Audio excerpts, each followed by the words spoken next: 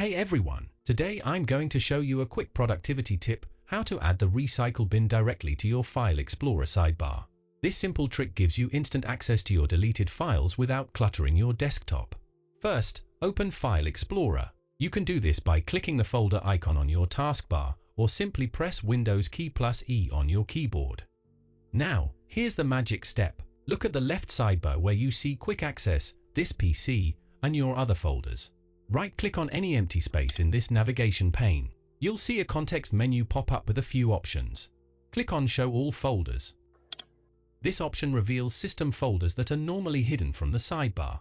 Scroll down, and there it is, the Recycle bin. Now you can access your deleted files with a single click right from File Explorer. No more minimizing windows or hunting for the desktop icon. This setting is permanent, so the Recycle bin will stay in your sidebar even after you restart your computer. To remove it, just right-click the sidebar again and uncheck Show All Folders. A simple two-click solution that makes file management much more efficient.